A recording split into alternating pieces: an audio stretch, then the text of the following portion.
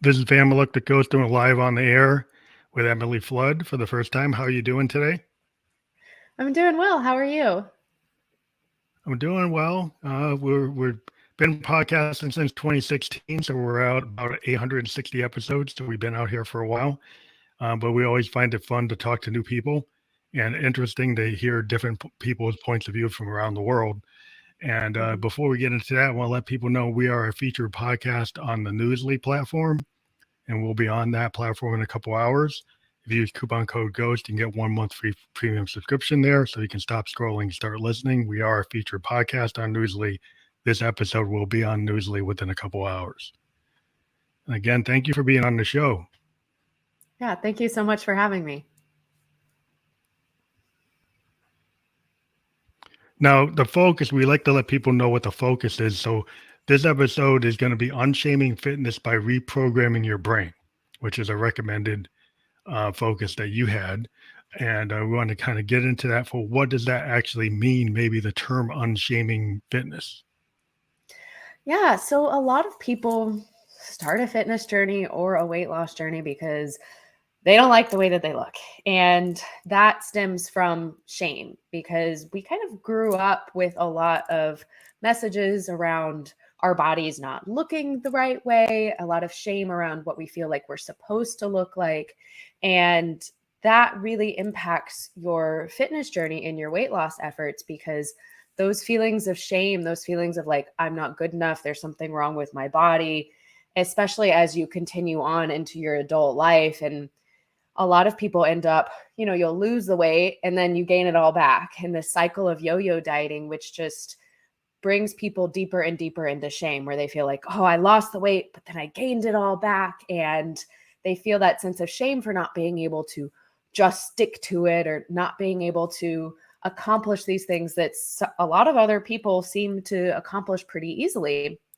And the thing about shame when it comes to your brain, it activates the part of your brain that is where fight or flight kicks in. So your automatic kind of trauma responses. And when you're operating from that part of your brain, when you're feeling bad about yourself, you aren't able to make as good of decisions as you would otherwise. So when you're operating from fight or flight, the cookies or the cake starts to look a lot better to you because you're operating from fight or flight or fawn or freeze, which are different trauma responses that you might have.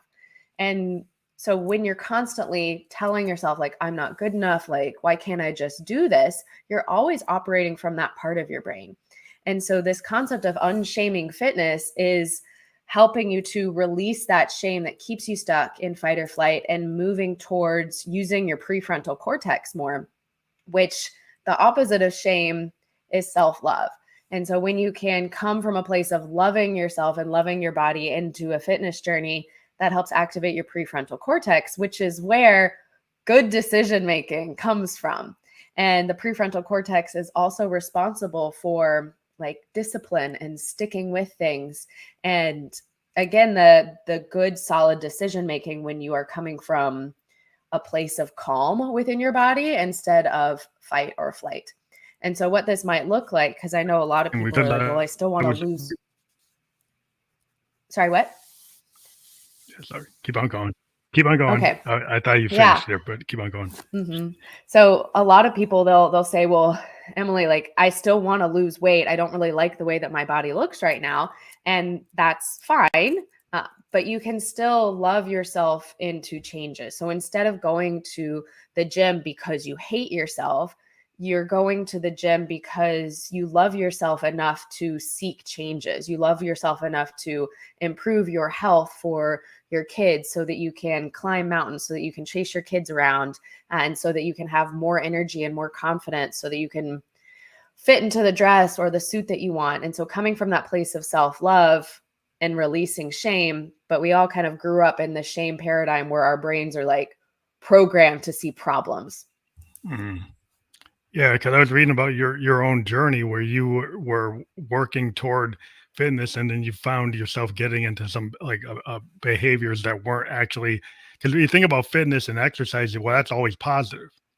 But I Yeah. never really thought about how that kind of fitness journey, you could start to do things that are negative to your body, even though you're doing something that outwardly looks very positive. Like Yeah. outwardly, they could see you in the gym working out, but then behind that, you had some bad like eating habits and other things you were doing that maybe people didn't see, and it has this situation where it creates more shame, right? Exactly. So I competed in bodybuilding. So in 2020 I competed on the national level bodybuilding stage. I got some muscles, and the process of bodybuilding itself is probably the most extreme diet that you could ever go on, because to get as competition lean or as small as you need, it requires like harming your body in a way to get that small, because for women, both men and women, you need a good amount of body fat on you to be healthy. And if you're below a certain body fat percentage, then you start to get things like negative hunger signals. Women especially, they tend to lose their periods. All these negative health markers come into play. And so for me especially, the mental Yeah. focus that I had to have to reach that level of leanness and the strictness that I had to have with my diet, it kind of caused a rebound after, to where like I didn't know how not to eat food when I wasn't tracking every single gram of it, because that's what I had to do for Mhm. my competitions. Yeah. And so then after my competitions, I had so much anxiety in my body if I would like have 1 gram of food over what I was supposed to have, because it created shame in my brain. Like, I'm not being perfect, I'm messing up. Because again, I'd kind of conditioned myself to be perfect to reach that level of athleticism for the competitions that I was doing. And so then that kind of spiraled to where I was eating like entire jars of peanut butter in 24 hours, because what would happen is like I I would get stressed out. Like if I was at the gym, I have ADHD, and so sometimes like sensory things really get to me. And if the gym is too loud or too hot, that'll cause a lot of stress in my body. And so then again, I'm operating from that fight or flight mode. And then I'd go home anxious, feeling like I failed my workout. And then the peanut butter would be there. And Mhm. because I'm operating from that fight or flight portion of my brain, it's like I don't even think. And then suddenly I'm eating the peanut butter. And then, of course, then when I'm eating the peanut butter, then the next thought in my head is, I'm a fitness coach. I'm an athlete. What in the world am I doing? Like, I'm messing up. Like, I'm a failure as a fitness coach. And continuing to operate from shame, shame, shame just kept me in that peanut butter cycle. And so it wasn't until like I Yeah. was able to get into the real subconscious needs behind like why I was eating the peanut butter and operate more from a place of self-love that I was able to release that emotional eating. So it's interesting that type of regimen is causing like nutritional disorders or Mhm. food disorders, because you have to be so disciplined that maybe it takes all the fun out of like being a human being is to enjoy you know food. And then when you can't Exactly. enjoy food, it's become like a tool that has like then the aesthetics of like being a cook. I like to cook. Then you can't enjoy food, because if you're so narrowly focused on food as it's a tool to get to that fitness level, then you're not gonna have the aesthetic value of food, like the beauty of food in itself, and then you can't enjoy it. So that must make you feel psychologically bad that you like now you can't enjoy food. So how that must cause a lot of stress. You're thinking about everything you're gonna put in your mouth. Yeah. And the thing about, if you are on fitness social media and you've got fitness coaches on your social media feed and everything, you hear a lot of people saying food is fuel. Well, food is fuel, yes, but food is also memories and enjoyment and nostalgia and all these things from our childhood around food. But if you get so focused in on that fitness mindset and you are like enjoying food for something other than fuel, you get that sense of shame, because you feel like to be Mm, on a fitness yeah. journey, you should only think about food as fuel. And so it creates really toxic relationships with food. And so all these women who like go on diets where they're like super extreme, like have to follow the meal plan, they then feel shame if they're off plan at all, when really a fitness journey should be something that fits into your life and really doesn't take away from your life, to where if you enjoy going out to eat, that you can still do that. If you enjoy cooking, you can still make yourself meals without having to radically change your life. Yeah, this seems like there's a whole thing about the guilt is very damaging. And then you think about like people go on the yo-yo diet. There's a very big example like Luther Vandross. He Mhm. used to do extreme dieting to the point it damages like his heart, and he died early of a heart attack because he was doing these very radical yo-yo diets. He's going way up and way down over Yeah. time, and it's damaging to your body to do that. I've even seen method actors that will go and lose tons of weight and then gain tons of weight for the role. And then that damages your body. And I understand that that's your art, but you've got to think about like being an athlete. If you damage your body for your athleticism or damage it for your musicians can do the same thing. They could burn themselves out because they're trying to be perfect musicians and then they don't eat Yeah. right and they don't get the nutritional value. So every time you do something that you're passionate about, you think you have to be mindful of kind of like your holistic self, your body, your soul, your mind, and your spirit. And sometimes people just focus only on the body, or only on the Exactly. mind, or only on the heart. Like it's what you got. You're not just one thing. You got to. You're Exactly. holistic. Yeah. So how do you get the balance? How do you go from being unbalanced to getting some type of balance? Really, it comes into connecting body, mind, and soul. And so the way that I like to think about it is that, well, your brain is still an organ of your body. And so how you think and feel about yourself, and in addition, like the emotions that we feel those emotions in our body. So emotions aren't just something like esoteric, they're a part of our body as well. And so what I like to do with clients is that when they are experiencing some form of self-sabotage, instead of, the classic shame, like, oh, I'm not good enough, I can't follow the plan, we like to look at that self-sabotage as, how is this really like a solution for the some want and need that is being expressed through this self-sabotage. So for example, I have a client who has been binging on peanut butter like I used to do. And Mhm. when we kind of looked at her life a little bit more holistically, we have kind of discovered this pattern where she grew up kind of as a people pleaser, really keeping the peace in her house with a not so great like childhood family situation.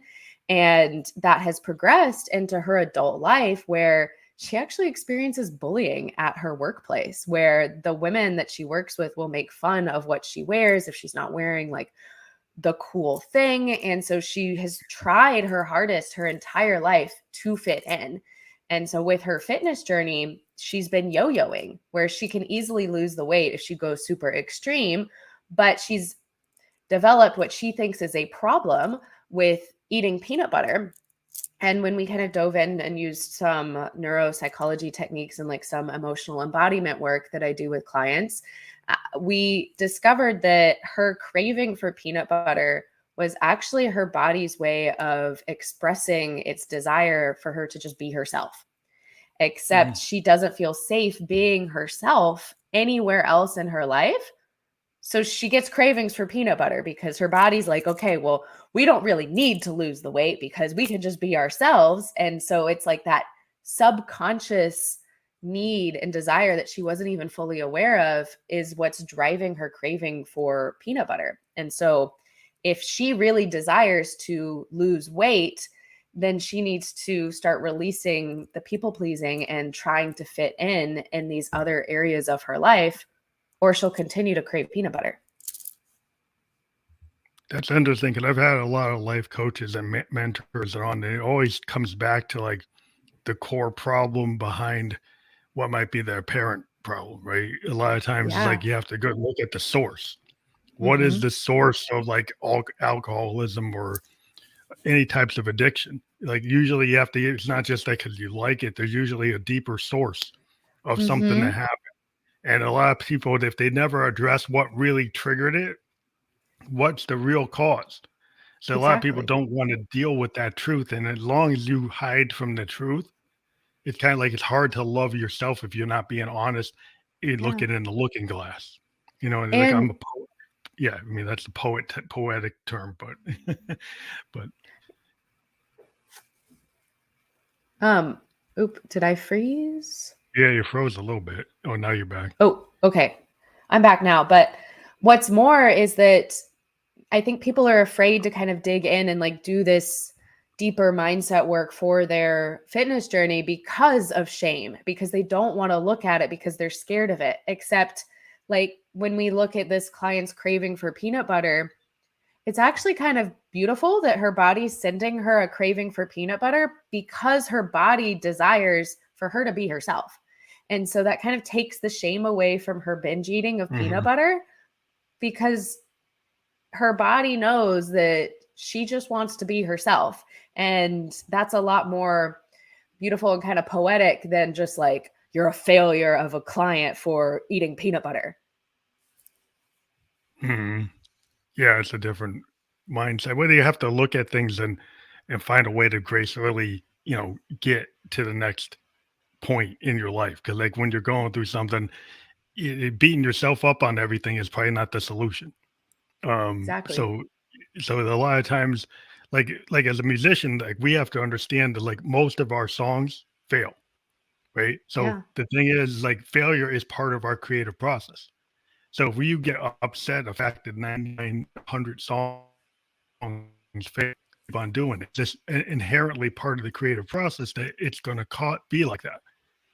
Like not everybody's going to get it. So Hmm. in order to do it, you have to be able to deal with the failure as part of the process. And it's actually not a negative thing to try something and then not be successful because it helps you get to the next thing.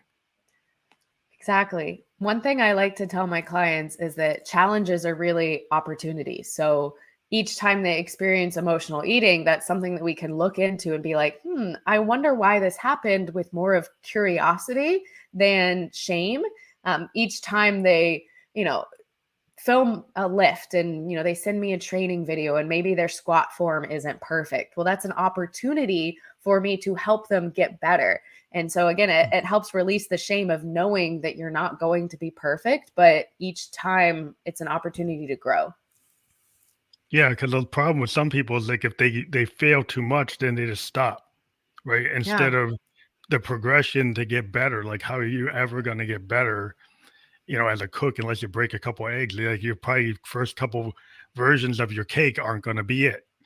Yeah. And just because that first time or the third time is like, well, you quit after the fifth time. It's like, well, maybe by the 10th time you might have got better, but you never know if you don't try.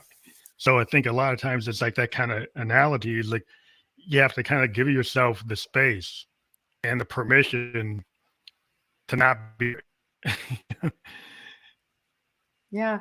And it's funny that you mentioned cooking because I am also a recipe developer. I'm not sure if I put that on my podcast bio, but I had to, when I was trying to create like a protein mug cake, I had to make dozens of mug cakes that failed, that were horrible, that didn't taste good at all before I finally like figured out the precise formula for Mhm. creating like a good protein mug cake that was actually delicious.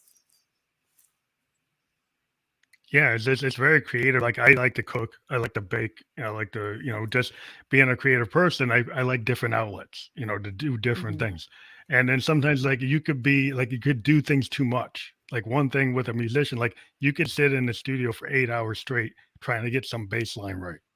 Or you Yeah. could realize that you're not getting it, go for a walk, go for a swim, go do something else, and then come back to it instead of Mhm. obsessing and just, doing it to the point where you hurt your hands because you cause carpal tunnel because you're going too crazy. Right. You gotta give yourself a break. You can't, we can get repetitive motion injuries as musicians if we get too obsessive. Yeah, and that's something that I talk a lot about with my fitness clients as well, because since we're trying to operate our fitness journeys from a place of love and desire over, not liking the way that we look in the mirror, not liking the number on the scale, trying to move towards something that we do want. I like to help women focus on strength. So desiring to feel strong, desiring to fit into the dress, desiring to wear the bikini on the beach. And so when you can operate from desire, there's going to be some days where you don't want to go work out or that you don't want to do certain things. And then we kind of get to look at that and be like, well, maybe the reason why you don't want to work out is because you're not allowing yourself to rest or have fun anywhere in your life, because we have so much of this like toxic hustle mentality where we always need to be working and always need to be doing things. Like you were talking about, like spending 8 hours in the recording studio. And so I really help my clients to see how resting and having fun can actually be really impactful for their fitness journeys, because if you're not resting, you're not going to be sleeping well. If you're not sleeping well, then you're going to have more cravings for food, and it all impacts everything. And your stress levels, impact the amount of cortisol that you have in your body. The amount of cortisol that you have affects your ability to lose weight. Yeah, that's interesting about the cortisol too, because I had my daughter had some cortisol issues, but she had some inherent, and a lot of people don't understand like their cortisol levels, that they don't understand what they might be doing to affect them. And so it's to have a holistic approach. Like, so you're taking a very holistic approach and then trying to get people to be really in touch and not be too extreme about anything, right? Just to kind of find that balance again, to figure out like what you're doing, Exactly. and what the things you do have, right? Yeah. So I do a lot of meditations with clients. We figure out morning and evening routines. We talk about different ways to rest and have fun, in addition to, of course, like the science of nutrition and working out. Because I find that since a lot of my clients do go into the gym and we focus on strength training and building muscle, that a lot of the typical coaches that you see who do strength training in gyms are more of that almost like bro coaching type of like, just get it done, like food is fuel, kind of aggressive style of coaching that really doesn't address the person as a whole, and where there is a lot of shame involved. And like I have heard of coaches who like, if I've had a client who like wanted to go on a date night with her husband every week, and her fitness coach told her no, that she had to stick to the plan. And for me, I'm like, well, I want my clients to enjoy their lives, because otherwise, if I'm teaching them this process of like, you have to stick to your diet 7 days a week, then the moment that they leave my coaching, they're not going to know how to still have a normal life and go on dates if I haven't taught them how to do that. And then they're going to yo-yo and gain all the weight back again. And my goal as a coach isn't just to get a client's like weight loss transformation picture. Like so many fitness coaches, they just want you to have the extreme before picture and then the extreme after picture with the differences. And then if you leave their coaching and you gain all the weight back, well, then you're probably going to come back for coaching with them again and continue to pay them. But for me, I want to set my clients up for long-term success to where they don't ever need me or any other fitness coach again, because they've learned the skills to not just lose the weight, but then to maintain it long-term.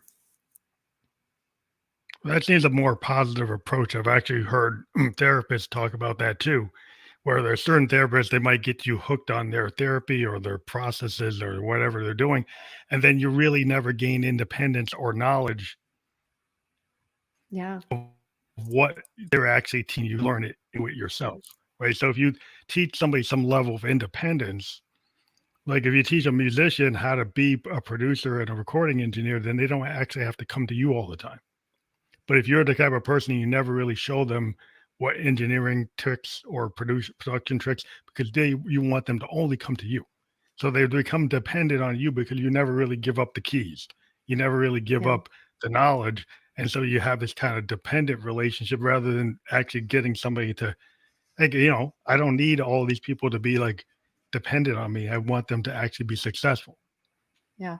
And that's really interesting that you mentioned that, because I've had to do a lot of my own internal work to it's codependency in a way, to want to have your clients be dependent on you forever and always have to need you.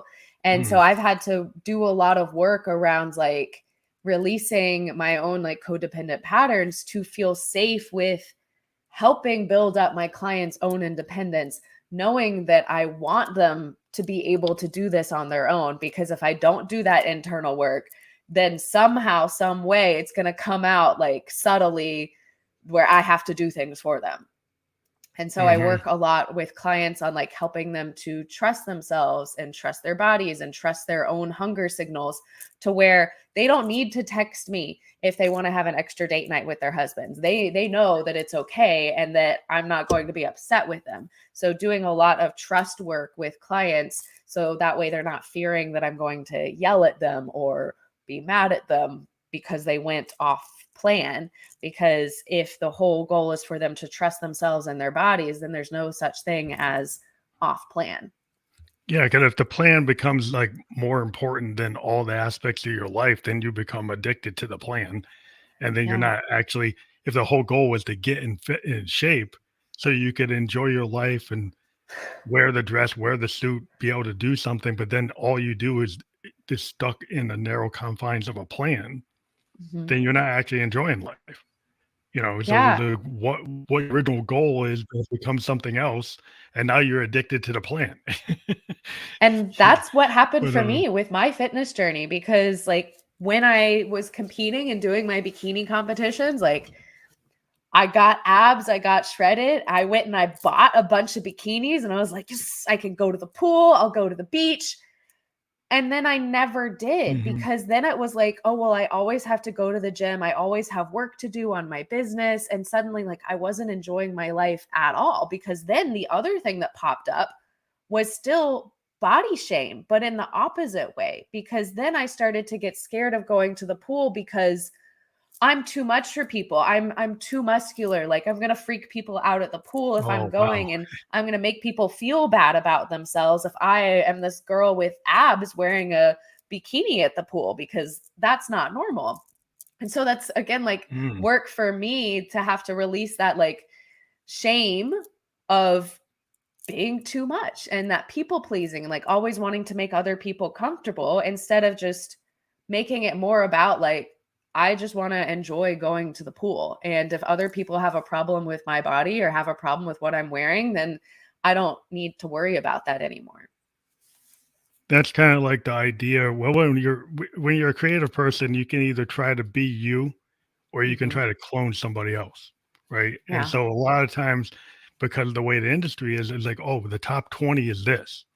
So everybody's trying to be in the top 20 and copy Hmm. the same things that they're doing, rather than taking what's individually unique about yourself and actually honing on that and making it the best version of you.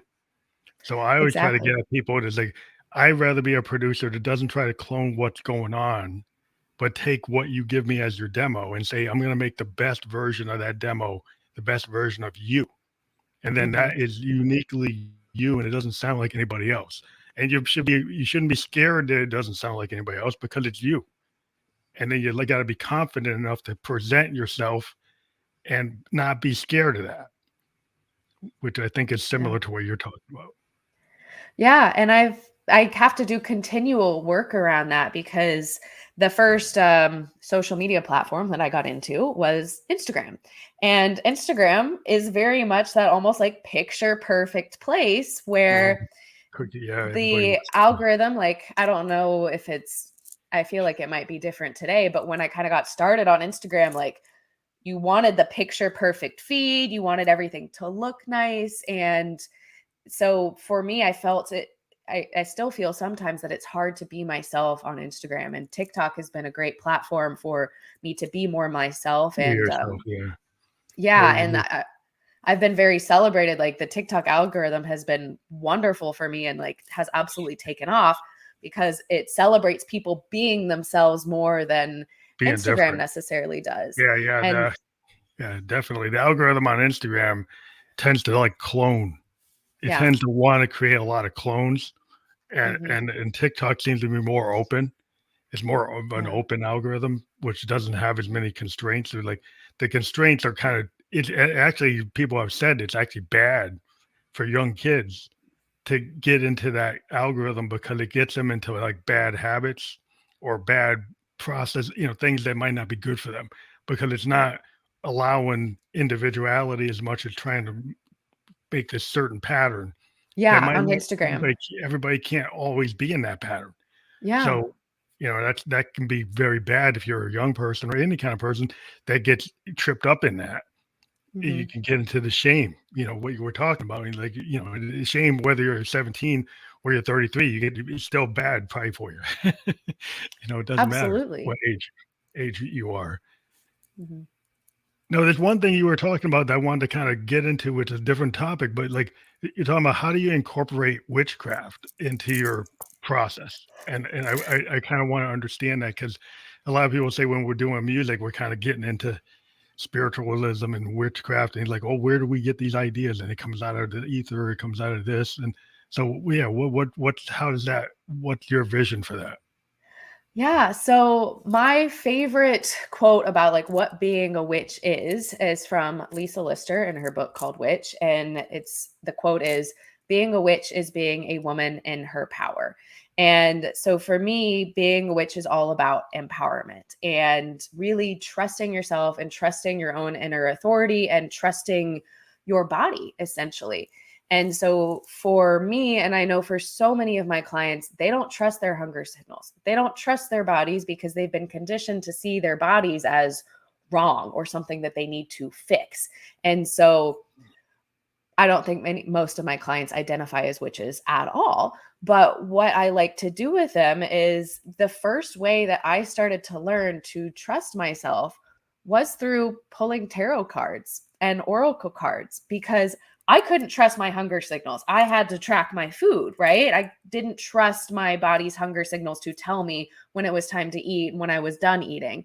But what I could start to trust is like, the concept with tarot cards is that you're just using your intuition to pull a card. It's not that some spirit is telling you what to pull a card. You're pulling the right one. And it's really easy to trust that, okay, this is the card for me today. All right. And you read it. And the thing about tarot cards is that usually there is something from each card that you can apply to your life for that day. And so Mhm. it's such a little simple, almost like a non-threatening way to start to trust your body and your intuition because it's low stakes. If the card isn't right for you, it doesn't matter. And so you Mhm. get to start to try it, and then as you pull these cards, you start to realize like, wait, these are all accurate. And then you start to be like, wow, my intuition is good. And that builds up trust with you.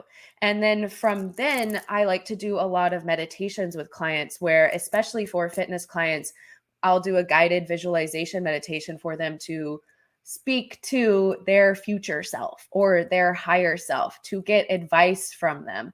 And so it's really interesting and it's really powerful in this way because so many people have resistance to getting advice. So if I tell a client, you need to be doing this, sometimes their first reaction is, well, I don't want to do that. Like defensiveness, like you don't know my life. I'm too busy for that.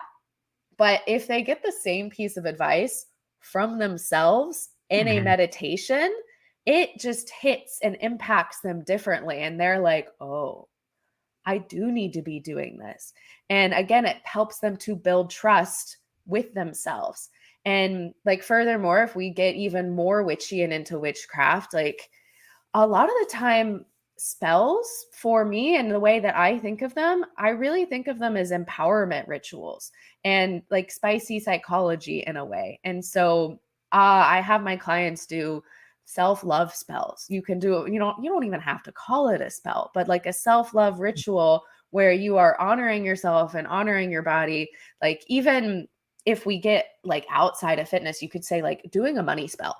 Right? If you are struggling with money and you do a money spell, that helps you to believe that things are going to work out for you. And so it's the Mhm. same thing with if you were doing like a self-love spell, that helps you to believe that, okay, the spell is going to start to work, right? And I'm going to start to love myself more the more that I do these spells. And so it helps you to shift your mindset in the way that you think and feel about yourself. And so we do a lot of these things in my program called Fitness Witch Academy. And I help clients to create really intentional morning rituals to where I have a perfume that I spray on in the morning, and it's the Yves Saint Laurent Black Opium perfume. Because for me, I studied abroad in Paris when I was in college, and there was a subway station that was decorated for the perfume, and it was black and gold. And there was an advertisement that was playing on the subway windows where it was this like super spy woman who was in a black dress, and she was sneaking into the museum to steal something, and it was the bottle of perfume. And so for me, I remember that memory. And when I think of that perfume, I think of this like powerful woman who could go steal something, right? And really take her power. And so when I spray that perfume on, I take a moment and I add a little bit of extra intentionality. And I'm like, when I spray this perfume on, I am going to act as my future self today. I'm going to take actions that align with my goals, that align with my higher self. Because for me, this goal of helping women and helping people in general to unshame fitness and move away from the self-hate into self-love, I really do believe this is my life's work. And when I think about what my future self is doing, I think about like how I think she's going to be speaking on stages one day. And so that means that I get to think, okay, if I want to be the Emily who speaks on stages and I want to act like her today, okay, I got to act like the powerful woman that I am going to be, and I start acting like her now. And you can call that magic, you can call that spicy psychology, but it affects how I think and feel about myself just by using perfume. And so I use all of those things with my fitness clients to help them believe in themselves more. And mindset work is a whole lot more fun to do when you make it magical, because it's fun. Yeah, it's definitely like something I can understand because I'm a Buddhist and we do a lot of meditation, we do a lot of chanting. And at the beginning of the day, we'll kind of set our meditation practice where we'll focus on what we want to happen and where we want to be. And when we vocalize that in our chanting and in our mindset, like when you kind of speak things, then things can happen. Like, so if you believe in yourself, like, I believe I'm going to get that job.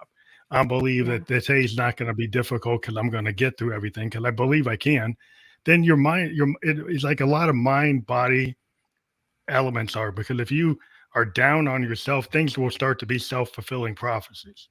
If you start to be more up on yourself, and you can call it magic or spiritual or meditation, but once you start to have some positivity, not that you're going to be overly confident, and get too arrogant, but I think there's a matter of a certain level of confidence that you need. It's not necessarily arrogant. It's just you have to be able to believe in yourself. And if you're wrong about something. But in terms of what you're going to do and what you believe, it's a good place to be.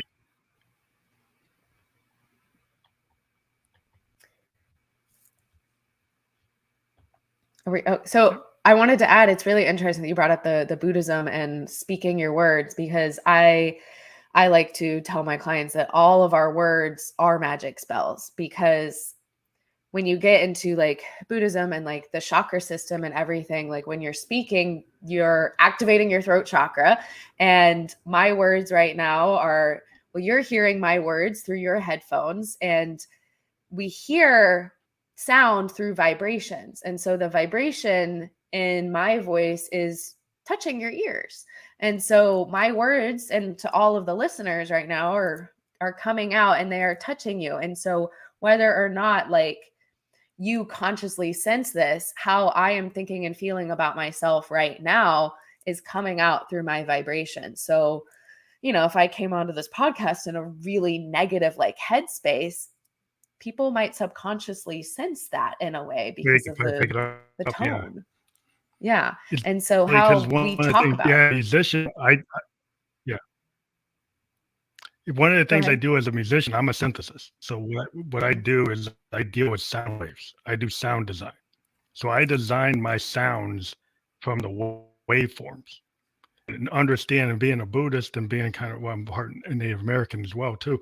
The idea is like there's these universal keys that people kind of feel. And when musicians, we really believe it because we can actually trigger behavior when we play. We can see the Hmm. audience immediately respond, not just to our words, but the tones and the frequencies we're running on our instruments. And we can see what people do and how they behave. And you could have things that are very positive or kind of negative or jarring. And you can see the behavior, like in a punk crowd versus like maybe a soul music crowd or a jazz crowd. You can trigger like multiple genres, and different frequencies will trigger different behaviors. And you can actually see it. And once you realize that, then you can kind of own it. See, that's fascinating. And I like to say that all science was once magic. We just don't have the tools to measure everything, but you can see, like, as a musician, so clearly that the music does affect how people think and feel based on the vibrations or the frequency. And so we just don't have the tools to measure it yet, but it is real. Just because like we can't see it doesn't mean that atoms don't exist. Right. Yeah, So yeah. I love hearing that. Well, you can, it's just immediate feedback when you're playing a live show. Like when you have the bass line and people, you can see them moving.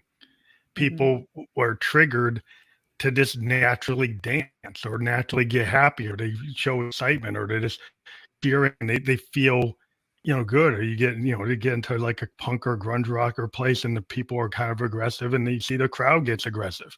And people get laid back or they get more romantic because if it triggers things, it triggers memories, it triggers responses. It's just the key into your brain. Waves are like you said when you're talking.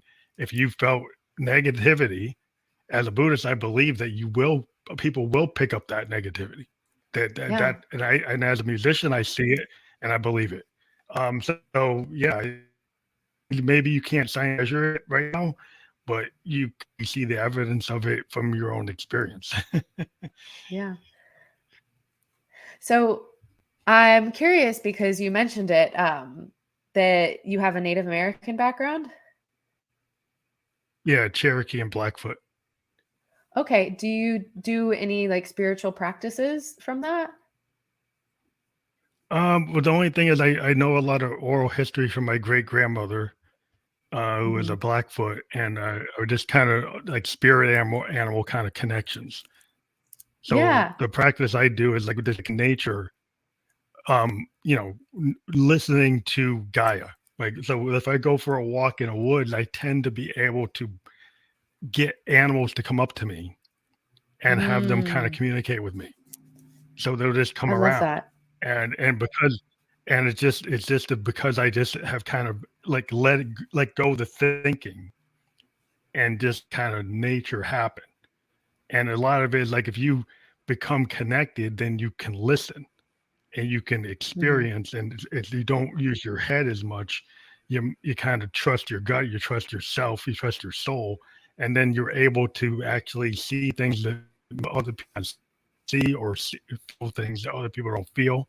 Um, Hmm. so it's kind of hard to describe. It's a very spiritual kind of thing when you go out in nature and you just connect to the world around you without having your Yeah. headphones on, without looking at your Yeah. phone, Hmm. And without really get having a into your time body. schedule. Yeah, without having a time Hmm. schedule to go into nature, go in the woods, and actually don't say, "Well, I gotta be out of here in 15 minutes because I gotta do something," but Yeah. let it be. Just go out there and let experience the world without a time frame. That's beautiful. Yeah. I asked because when I was kind of exploring what it meant to be a witch, I was exploring lots of different avenues because there's so many different types of witches and witchcraft. And I ended up doing a power animal guided meditation with a woman who was a shaman. It was over Zoom, who had been trained in a Mm. Native American form of shamanism. And I absolutely loved it. But then my second thought that came up was like, well, I don't want to appropriate like Native American practices if I Oh, want to practice shamanism.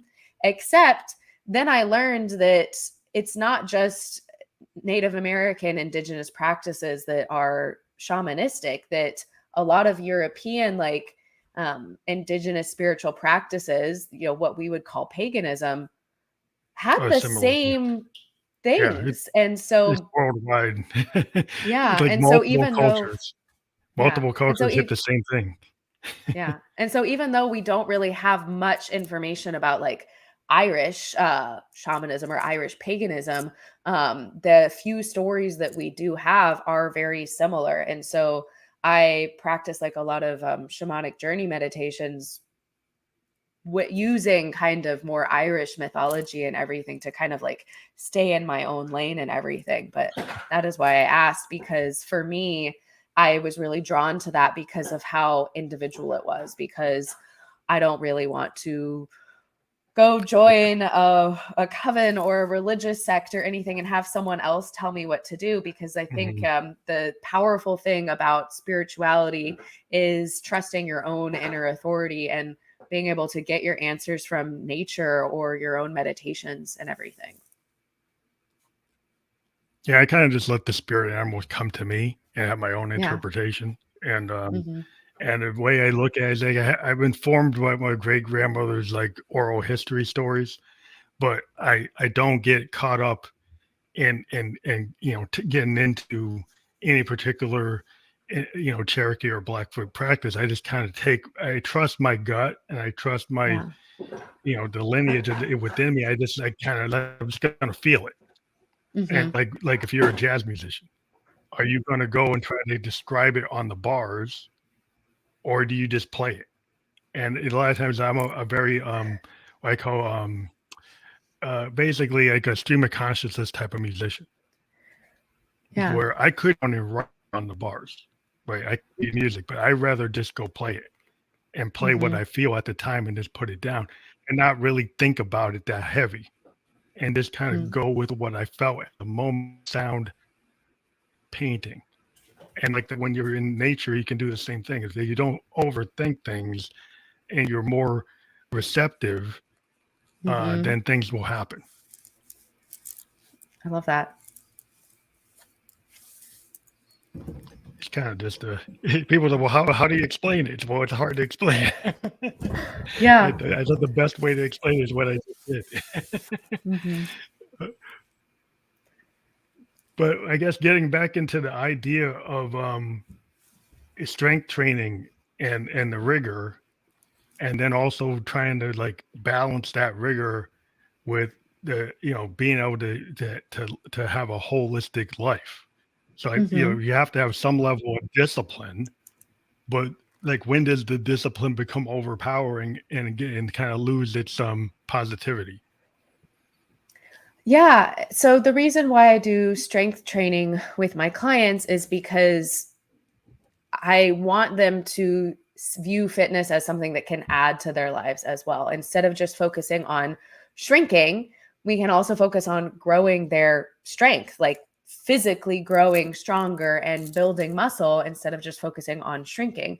And so I I'd always tell my clients like, "Hey, if you want to go to the gym 5 days a week, I will write you a 5-day a week workout program.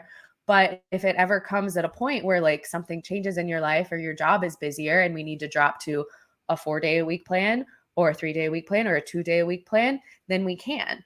And I even have some clients right now who I have one client who does a lot of dance competitions for her job. And so she's leading kids on trips every single weekend to for their dance competitions. And there's some weeks where she doesn't get to the gym at all, but she's going on walks and she's running all over the place for these dance competitions. And so I think what's really important is for her to know and for me to teach her and coach her that it's okay if she can't get to the gym one week because her life is so busy, because otherwise it would be Mhm. really easy for her to think like, I'm a failure as a client. I couldn't do any of my workouts this week, when sometimes life gets busy. And that doesn't mean that you have to quit the fitness journey, because so many people are Mm. all or nothing when it comes to things and they miss a week and they're like, well, that's it. I got to stop.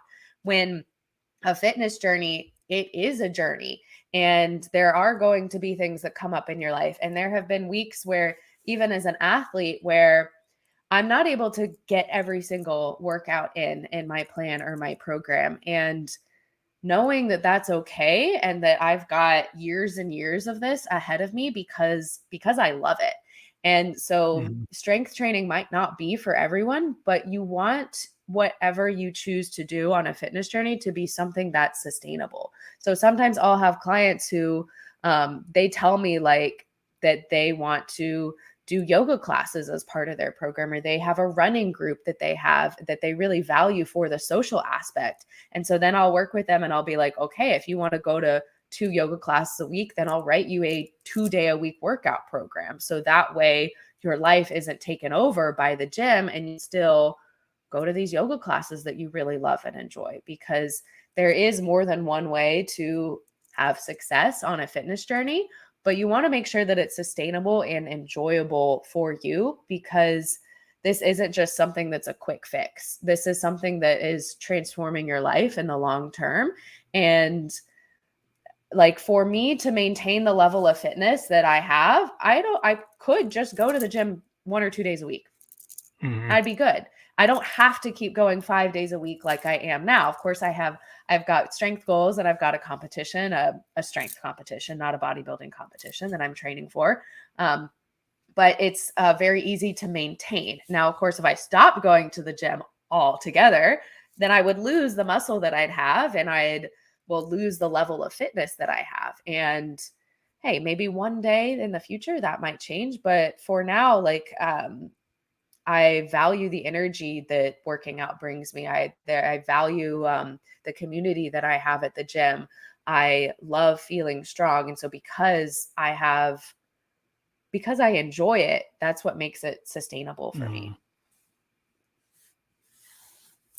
Yeah, 'cause I would think sometimes it's like if somebody gets in that kind of ritual or the process, but they don't enjoy it, then it actually is not positive. Even though they're doing Yeah. it, they're initially maybe for a positive reason, they get stuck on it because it's not like the whole point of, I think, anything you choose to do within the kind of discipline is because you must want something out of it, right? And what is it that you're talking to yourself like? What is your goal, right? So if your Yeah. goal was to do, the competition, or your goal is to feel better, to be more positive, to have energy, then you do things because of that. But then if you don't actually it doesn't reach your goal and you're not actually finding that you have time to do the thing that you thought you were doing it for, then maybe that's like when you have to like look at it as like, oh, this isn't actually doing what I wanted it to do.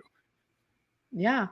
And then, of course, like if you feel like you can't accomplish the goals that you have set for yourself, then that brings up shame. And so there's so many like fitness Mhm. programs out there. Like there's one called 75 Hard, which is like you have to do every single day. You have to do 2 workouts a day for 75 days straight. You can't have any dessert, etc. And if you mess up, you got to restart. And that gets people into this perfectionist mindset to where they feel like if they Yeah. have one mess up, then they got to throw out the whole thing. And so that's why, so many people go on fitness journeys and fail, because they think that they have to work out 6 days a week, or they have to It's very hit extreme. 10,000 Yeah. steps a day, right? That's a big one out there. You have to walk 10,000 steps a day. No, you don't. You don't have to do anything. You want to do what's best for you. And if you are someone who sits in a cubicle all day and you barely get 2,000 steps a day, well, maybe your fitness journey starts with just getting 3 or 4,000 steps a day, because 10,000 is so far out of your league that it's not going to be possible for you. And you're going to feel like a failure every single day if you can never reach that goal. And so I always try to help clients to be like, okay, if this is your baseline starting fitness, we're just going to go one step up. All right. We're not trying to be like a fitness athlete here, because that's not going to be Yeah. possible for you. And you're going to feel like a failure every single week. So what do you think about, like, sometimes I see these kind of like the bros you mentioned that they're totally, chiseled, abbed, and they're like, it seems like the things that they're trying to kind of push on their audience is way beyond what like is reasonable.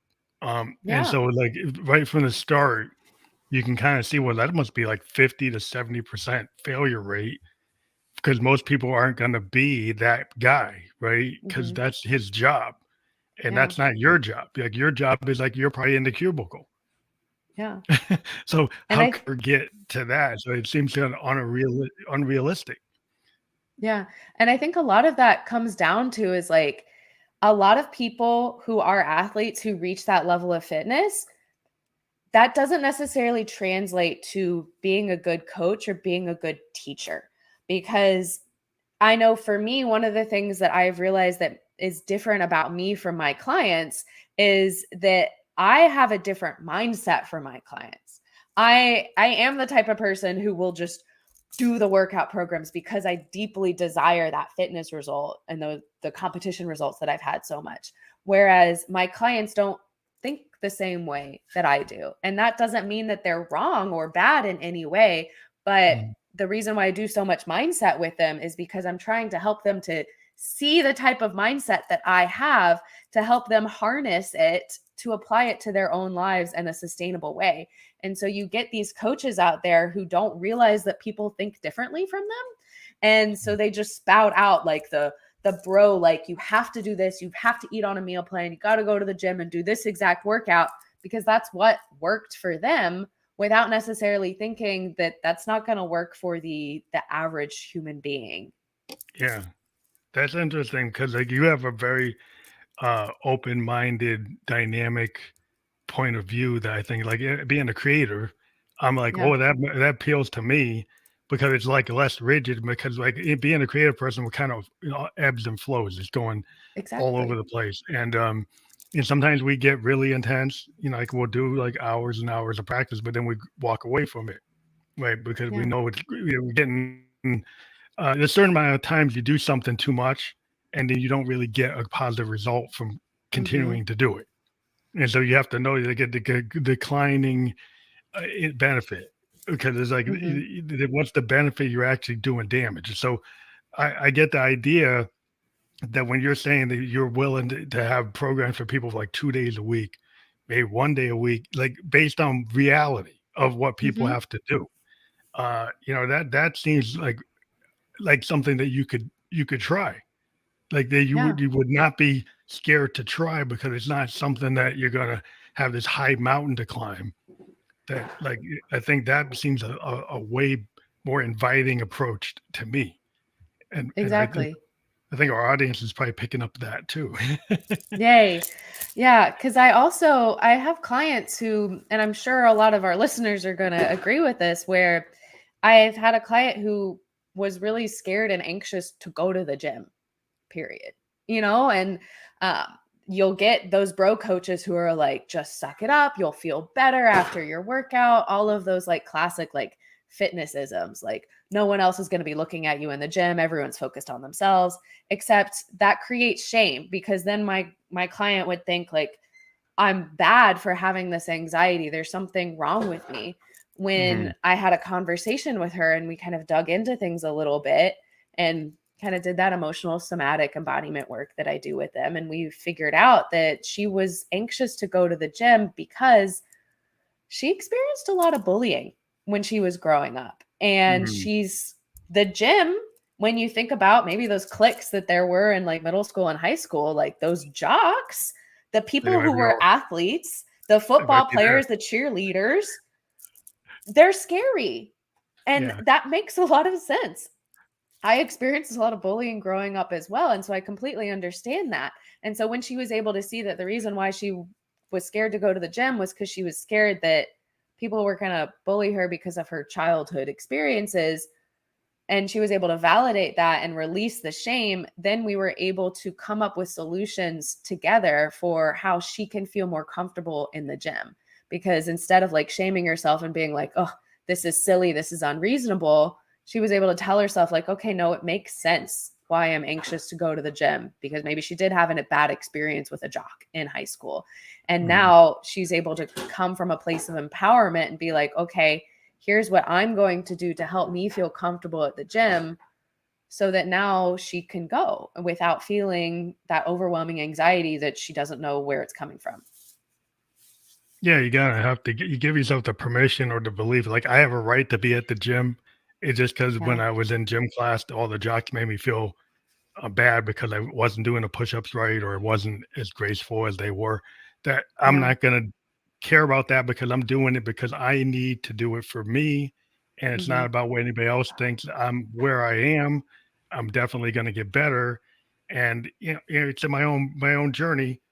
But Yeah. I'm not gonna be scared to begin that in public and let all that what other people think about me affect you. Yeah. And you have to get to a point where that doesn't affect you because a lot of times people will not do something because they're so concerned about what the rest of the world is going to do with whatever they're going to do. You Yeah. know, as a poet or artist, a writer or Hmm. musician, it's like there's things you won't do because oh well, I don't know if anybody's going to get it. Well, that's probably the thing you should do. And as a producer, I Yeah. always tell people the thing that you think nobody should hear, that's probably the thing you should work on first. Yes. And that is why I do a lot of emotional embodiment work with clients, because there's things like going to the gym that bring up fear, things like being yourself and really releasing people pleasing, that brings up fear. And if you never allow yourself to feel safe with feeling that fear, then it's always going to control your life. And you're always going to be running away from fear instead of running towards the things that you do want. So always avoiding the gym and never going because you're scared, when in reality, even if you have a little bit of fear going into the gym, you're still going to be okay. And so allowing yourself to feel safe, feeling those feelings, knowing that like it's not the same situation as like when you were bullied in middle school and high school, or whatever fear situation is coming back up in your adult life, helps you to move through that fear and do the scary things anyways, like posting a song in your case, or going to the gym, or being yourself authentically on social media. That brings up fear for me still sometimes. But the challenge is, you know, the difference between your present day self and your future self, the one who's reached your goals, is that your future self has done the scary things and continues to do scary things. And so to get to from where you are now to where you want to go, you have to be willing to face that fear over and over and over again. And so that's why I help my clients a lot with embodying their emotions to somatically release them, so that way they're not like imprisoned by their own fear. So I think we actually have been talking a really good conversation. We reached our point, which Oh, is yeah. tends to be where we have to let us audience go. But I wanted to bring up, we do have a link up there for your Instagram, which is Mhm. instagram.com/emyogi_fit. And is that the best way for people to contact you? Yes, I do answer all of my messages on Instagram. And from my Instagram, I have a link in my bio where you can check out my different programs. My fitness and life coaching program is called Macro Mind Coaching. And then I also have a mindset only program, which is called Fitness Witch Academy. And you can find all of the info that links to my cookbooks, food blog, YouTube, all of my social media in that bio. Well, I want to let everybody know that that will be clickable on the permanent links, and that we will be creating a landing page for you to give to your audience, and they'll be able to go anywhere they like to watch or listen to podcast, and everywhere that link will be clickable. They'll be able to go right to it, and we do encourage people who watch or listen to our podcast to go to the links that we mentioned. Again, it's instagram.com/emyogi_fit. And thank you for being on the show. Yeah, thank you so much for inviting me. I had a lot of fun conversing with you. Well, we love to do this. It's a really cool thing, podcaster, to let everybody know. Like when we were young, we were very scared. We were like not into public speaking at all. And now we do this podcast, and it shows that you can actually overcome your fear.